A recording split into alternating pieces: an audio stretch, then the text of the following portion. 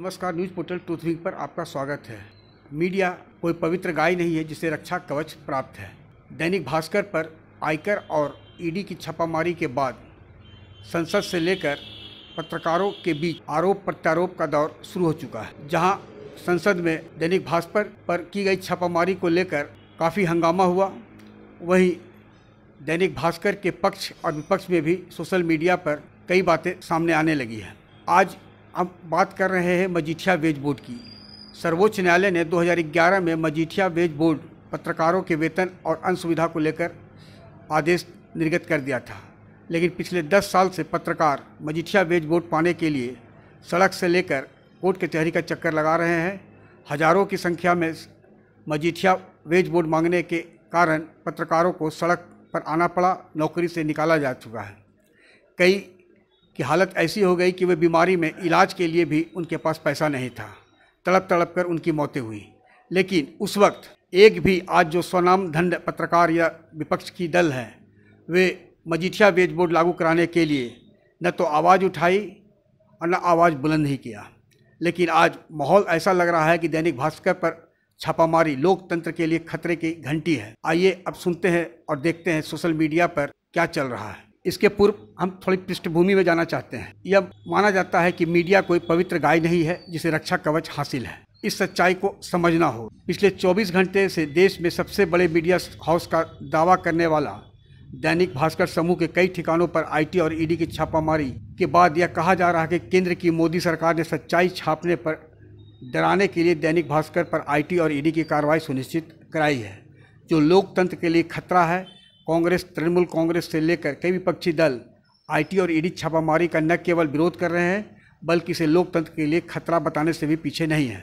आज वही लोग रिपब्लिक चैनल के अर्नब गोस्वामी और जी न्यूज़ के सुधीर चौधरी जैसे पत्रकारों पर जब एफआईआर हुआ और दोनों जेल गए, तब देश की पत्रकारिता पर हमला नहीं हुआ था क्या? क्यों विपक्षी दल उस वक्त मौन थे? यह सवाल भी उठ रहा है। इसी तरह 2011 में सर्वोच्च न्यायालय ने पत्रकारों के वेतन को लेकर गठित मजीठिया वेज बोर्ड की अनुशंसा को लागू करने का आदेश दिया। इनमें सभी मीडिया समूह प्रबंधन शामिल हैं। दैनिक जागरण से लेकर दैनिक भास्कर भी इसमें है। क्या सर्वोच्च न्यायालय के आदेश का 10 साल बाद भी दैनिक भास्कर ने अनुपालन किया? जवाब नहीं है। जिसके कारण मजीठिया वेज बोर्ड मांगने की गुस्ताखी करने वाले एक नहीं हजारों की संख्या में रहे पत्रकारों को नौकरी से निकाल दिया गया। क्या किसी स्वनामधन्य पत्रकार ने मजीठिया वेज बोर्ड की अनुशंसा को लेकर दैनिक भास्कर या किसी अन्य मीडिया हाउस में रहते हुए पत्रकारों के हित में आवाज़ बुलंद तो दूर आवाज़ भी उठाई है? इसका भी जवाब नहीं है। सोशल मीडिया पर छापामारी के पक्ष विपक्ष में पत्रकारों ने मोर्चा खोल रखा है। वरिष्ठ पत्रकार विक्रम सिंह चौहान का कहना है कि भारत में पत्रकारिता अभी सिर्फ 2 तरह की हो रही है, मोदी के साथ या मोदी के विरोध में। जिसे आप साहसिक या निष्पक्ष पत्रकारिता कह रहे हैं, उसे भी मोदी के विरोध में ही माना जाएगा। दैनिक भास्कर मोदी मीडिया का ही अखबार माना जाता था, लेकिन दैनिक भास्कर ने कोरोना काल में निखर कर सामने आया और ऑक्सीजन की कमी से मौत, हॉस्पिटल न मिलने से मौत, लापरवाही, बदइंतजामी से मौत, कोरोना से हुई मौतों का सच आंकड़ों और तथ्यों सहित दिया। जलती चिताओं का भी फोटो लिया। भोपाल में तो उनके कैमरामैन संजीव गुप्ता रात रात भर शमशान में ही रहते थे। विक्रमजीत सिंह चौहान आगे कहते हैं कि बेशक भास्कर हिंदी पट्टी का सबसे बड़ा अखबार है। जागरण, हिंदुस्तान पत्रिका, नभाटा और अमर उजाला जैसे अखबार भास्कर के सामने पानी भरते हैं, इसलिए भास्कर के हर खबर का अपना दम होता है। अब बात दैनिक भास्कर की कमजोरी की। आपको समझना होगा कि भास्कर जनवादी अखबार नहीं है, न वो क्रांति कर रहा है। वह घोर कॉरपोरेट अखबार है। विज्ञापन फर्स्ट की नीति है इसकी। अखबार के प्रोजन के लिए मिले जमीन को बिजनेस पर्पस में उपयोग किया है। सरकार से पिछले 6 साल से अच्छे रिश्ते रहे, करोड़ों का विज्ञापन लिया। भास्कर की यही कमजोरी आज उसके लिए एक अभिशाप बन गया है। वहीं वरिष्ठ पत्रकार एलन शीतल के अनुसार मीडिया कोई पवित्र गाय नहीं जिसे रक्षा कवच हासिल है। देश के सबसे बड़े मीडिया हाउस भास्कर समूह पर आईटी और ईडी की छापेमारी को मीडिया पर हमला बताया जा रहा है।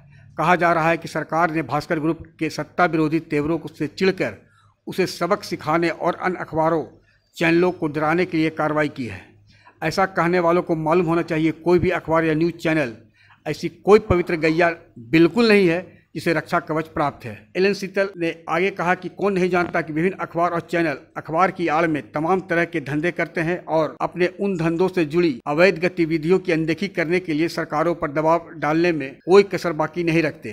इनमें अखबार के नाम पर सरकार से औने पौने दामों में जमीनें हथियाना और फिर उन जमीनों का मनमाना इस्तेमाल करना उनका विशेषाधिकार होता है। एलन शीतल के शब्दों में मीडिया भी एक इंडस्ट्री है, तो फिर किसी अन्य इंडस्ट्री की तरह उस पर भी छापे क्यों नहीं पड़ सकते। लेकिन छापे पड़ते ही कुछ लोग चीखना शुरू कर देते हैं कि बदले की कार्रवाई हो रही है। कोई मीडिया हाउस जो 1992 में 100 करोड़ का भी नहीं था, वह 2021 आते आते हजारों हजार करोड़ का कैसे हो गया, यह किसी से छिपा नहीं है। इसे समझने के लिए ज्यादा ज्ञान की भी जरूरत नहीं है। वहीं एक और वरिष्ठ पत्रकार राहुल चौकसे का कहना है कि पत्रकारिता की आड़ में कारोबार करने पर आय व संपत्ति स्वतः संदिग्ध हो जाती है। अखबार पूरे कारोबार का एक उपक्रम मात्र है। अगर दामन पाक साफ है तो जांच में सहयोग देना ही चाहिए कारोबारी को। इसमें समूह की परतें उधेड़ने से बचने के लिए पत्रकारिता को ढाल बनाना पूरी तरह गलत है। जबकि पत्रकार हर्ष कुमार का कहना है कि दैनिक भास्कर पर आईटी रेड राजनीतिक लिहाज से आज आलोचना की जा रही है, लेकिन मीडिया कर्मी जो दैनिक भास्कर में रहे हैं वे स्वयं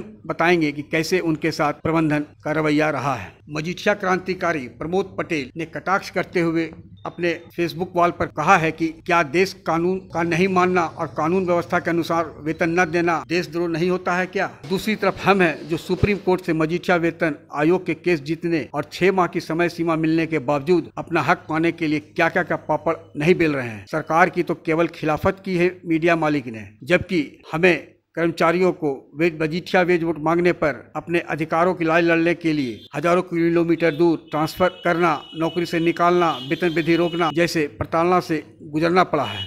अंत में मैं प्रमोद पटेल की 4 पंक्तियां के साथ यह वीडियो को समाप्त करने जा रहा हूं, जिसमें वे व्यंग करते हुए कहते हैं कि मैं स्वतंत्र हूं क्योंकि मैं मीडिया हूं। मैं देश के कानून को नहीं मानता क्योंकि मैं स्वतंत्र हूं। मैं कर्मचारियों को मजीठिया वेतन नहीं देता क्योंकि मैं स्वतंत्र हूं। मैं कर्मचारियों को निकालता हूं क्योंकि मैं स्वतंत्र हूं। मैं सुप्रीम कोर्ट को नहीं मानता हूं क्योंकि मैं स्वतंत्र हूं। आग्रह है कि इस वीडियो के लिंक को लाइक, शेयर और सब्सक्राइब अवश्य करें। धन्यवाद।